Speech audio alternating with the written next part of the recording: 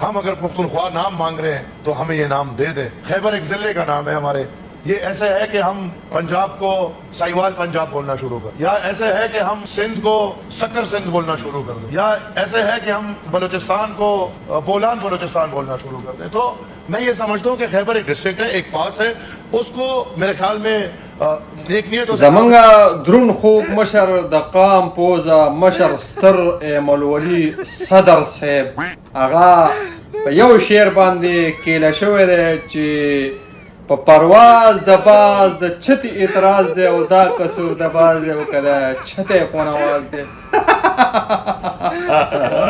د سهیل خان افریدي سره ورانه راغلی دی په دغه شعر باندې چې هغه ورپسې دا شعر ورخوشی کړی و، شعر یې ورته ډالۍ کړی و او دا پې دومره شپېلی شوی دی، دومره اور یې پې اغوستی دی چې سهیل خان افریدي د خیبر نه وزیر اعلی مقرر شوی دی، یو قبایي وزیر اعلی دی. وایي چې د خیبر پښتونخوا نه د خیبر نوم کټ کړی، دا د یو ضلعي نوم دی.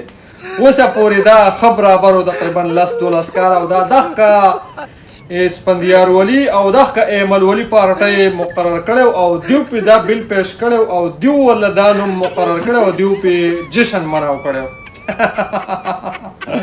او سهیل خان افریدي صاحب ستنې دي زبردستې والي دي او دغه شانتې چې چاته ټیټ نشي سالاره ملګري دي چې ده د خیبر پښتونخوا نه خیبر نوم کړ او دغه پنجابي سره میلاو شو. نو موږ به انشاءالله د باچا خان ایرپورټ نه د باچا خان نوم کټ کوو ولې چې باچا خان فرد واحد دی او دا د قوم د ټکس په پیسو باندې ایرپورټ جوړ شوی دی او دا د خان عبدالولي خان یونیورسټۍ نه به موږ انشاءالله عبدالولي نوم کټ کړو.